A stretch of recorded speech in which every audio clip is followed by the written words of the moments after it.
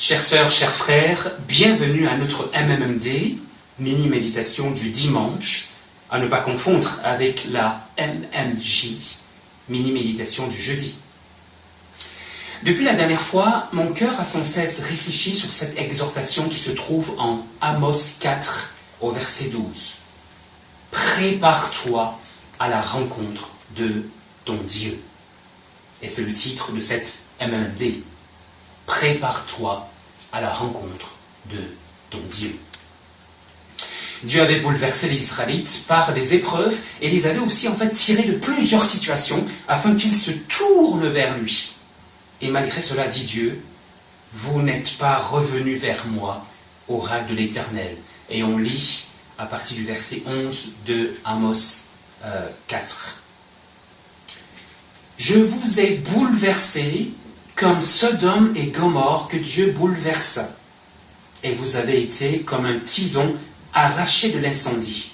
Malgré cela, vous n'êtes pas revenus à moi, oracle de l'Éternel. C'est pourquoi, voilà ce que je vais te faire, ô Israël, et puisque je vais te faire cela, prépare-toi à la rencontre de ton Dieu. Et dans la suite, on voit que Dieu annonce une série de fléaux et la ruine du pays. Comme on l'a déjà vu jusqu'ici, Dieu ne peut pas être exclu de ces temps étranges dominés par le coronavirus que nous vivons. Pourquoi ? Parce que c'est Dieu qui permet toutes choses, bonnes comme mauvaises.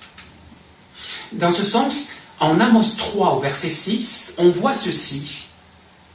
Amos dit « Sonne-t-on du corps dans une ville sans que le peuple soit en émoi ? Arrive-t-il un malheur dans une ville sans que l'Éternel en soit l'auteur ?» Alors il ne faut pas comprendre cela dans le sens que c'est Dieu qui fait directement le mal. Non. Jacques 1 au verset 17 présente Dieu comme le Père des Lumières en qui il n'y a ni ténèbres, ni ombre de variation. Et donc, Dieu ne fait pas le mal. Mais c'est lui qui le permet.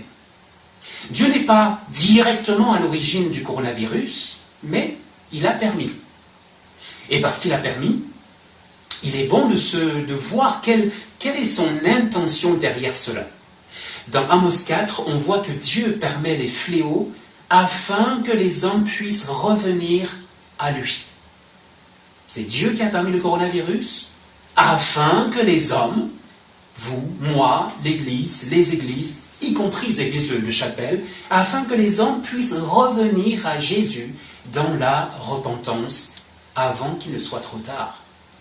Voilà ce que j'aimerais montrer dans ce message. Et voilà ce sur quoi j'aimerais t'interpeller ce matin.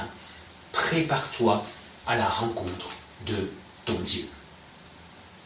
Je dois dire que, comme plusieurs, au début, j'étais un peu indifférent par rapport à ce qui me semblait être juste une grosse grippe. Et les médias s'en mêlaient, et je me disais en fait que ces médias exagèrent simplement.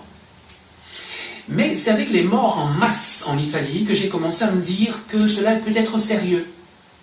Alors j'étais, c'est vrai, un petit peu forcé de m'intéresser à l'Italie, parce que c'est le plus beau pays du monde, selon certains, mais aussi parce que l'une des meilleures amies de Virginie y habite. Et le village de cette amie a été mis sous quarantaine. Nous avons donc vraiment suivi l'actualité un peu comme au jour le jour. Et comme vous le savez, il n'y a pas qu'en Italie qu'il y a eu des morts, mais aussi autour de nous. Plusieurs personnes ont été infectées, y compris le pasteur de l'église Porte Ouverte de Mulhouse. Et tout près de nous, vous avez appris que le pasteur Tony Santinaro de l'église de Recet a été infecté et aux soins intensifs. Et là, je me suis dit que cela aurait pu être moi ou Lilo. En effet, le lundi 9 mars, nous avons eu notre pastorat du centre et Tony, le pasteur Tony Santinaro, était assis juste à côté de nous, à 2 mètres près de nous, de Lilo et moi. Et comme vous le savez aussi, la belle-maman de Laura, qui se nomme Settina, est décédée ce lundi. Je redis d'ailleurs toutes mes condoléances à la famille et toutes les condoléances de l'Église à la famille. Donc, nous sommes tous concernés, toi et moi.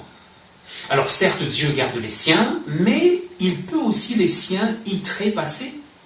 Et dans ce sens, d'ailleurs, Pierre Huygens nous a dit jeudi dernier que la protection divine ne nous garantit pas de la mort. Et Jésus nous montre en Matthieu 5 au verset 45 que Dieu fait lever son soleil sur les méchants et sur les bons, et il fait aussi pleuvoir la pluie, comme les mots, sur les justes et sur les injustes. Et si c'était toi, à la place de Cétina, et si tu étais le prochain à être emporté par le Covid-19, ce que je ne souhaite pas, mais que ferais-tu? Prépare-toi à la rencontre de ton Dieu. Lorsqu'Amos disait cela aux Israélites, comme je l'ai dit, il disait en appelant les Israélites à la repentance. Et au verset 11, on voit que Dieu avait averti les Israélites de plusieurs façons. Et peut-être que Dieu t'a déjà averti de plusieurs manières. Peut-être t'a-t-il déjà tiré d'affaire en diverses circonstances. En as-tu pris conscience? Ou continues-tu à jouer? En Amos 4, en tout cas, on voit qu'au travers des fléaux, que ce que Dieu attend, c'est la repentance.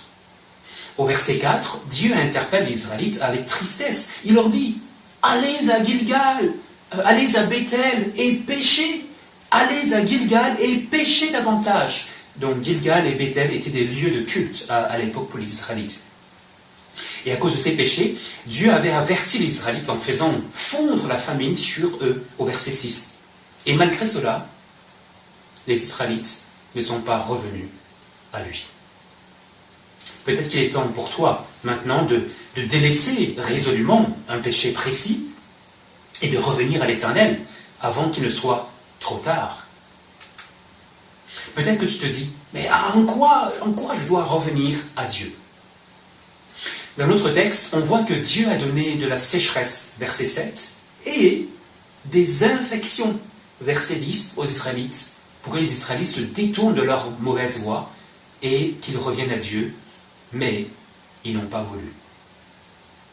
Peut-être que depuis longtemps, Dieu t'a montré que telle voie n'était pas bonne et que tu devais changer, et toi, tu n'as peut-être toujours rien compris. Au chapitre 3, au verset 10, on voit un autre péché des Israélites. C'était l'arrogance. Ils entasssaient dans leur maison des produits et plein de biens. Et ils devenaient arrogants en pensant que c'est leur main qui leur a donné cela, et ils oubliaient Dieu. Au début du chapitre 6, on voit aussi qu'ils s'étaient enrichis. Ils mangeaient jour après jour agneaux, veaux, et ils buvaient de grands vins, et surtout en oubliant Dieu. Au chapitre 4, au verset 1, on voit que cette opulence de certains riches du peuple se faisait en fait avec une oppression des pauvres. C'est une réalité qui n'a pas trop changé. Et face à cela, hier comme aujourd'hui, Dieu appelle à se repentir de ce mode de vie qui est centré sur soi pour regarder au prochain, pour regarder aux pauvres. Alors comme vous le savez, la promesse de l'Église pour cette année est un soin particulier des pauvres, et nous travaillons dans ce sens. Un autre péché que l'on voit chez les Israélites, c'était le péché de la superficialité. On le voit au verset 3 et dans les versets 3 à 5. Ils vont à Gilgal, à Bethel, où on offrait des sacrifices, et ils pêchent. Ils allaient offrir leurs sacrifices le matin, et juste après, ils pêchaient. Quelle légèreté, quelle insulte pour le Dieu 3 fois saint. Et Dieu, hier comme aujourd'hui, il nous appelle, il t'appelle à être consistant avec lui, et non pas à prononcer son nom avec légèreté. Résumons ce que l'on a vu. Les bouleversements, comme la peste, les infections, Amos 4, verset 10, y compris le coronavirus, sont des fléaux que Dieu permet pour appeler clairement les hommes à la repentance et au retour à lui. Qu'en est-il de nous. Qu'en est-il de toi? Si tu étais frappé par le Covid-19 demain, en tout cas, par rapport à ça, je loue vraiment Dieu de ce que personne dans l'Église n'est directement pour l'instant frappé par le Covid-19. Alors peut-être que tu fais des efforts dans le sens des prescriptions gouvernementales, confinement, règles de sécurité et d'hygiène. Fort bien, il faut le continuer. Mais ceux qui ont été frappés par le Covid-19, qui sont décédés, ils n'ont pas forcément été très imprudents. Reconnais simplement que c'est la grâce de Dieu qui par-dessus tout t'a porté jusque-là et dis merci à Jésus. Et parce que nous pouvons être atteints, il faut le dire, Dieu nous appelle à faire le point de notre vie. Peut-être à nous repentir d'un péché précis. Dieu nous appelle aussi à sortir de ce mode de vie centré sur soi pour regarder aussi les besoins de ceux qu'il place devant nous. Et Dieu t'appelle aussi à sortir d'une vie marquée par la superficialité pour marcher dans une vie consistante et cohérente, et cela devant lui. Si jusqu'ici tu as été léger avec Dieu, alors Jésus t'appelle à venir à lui aujourd'hui et à t'engager radicalement pour lui. Qu'il nous bénisse et qu'il nous garde. Avant de nous proposer un cantique, voici quelques annonces pour terminer.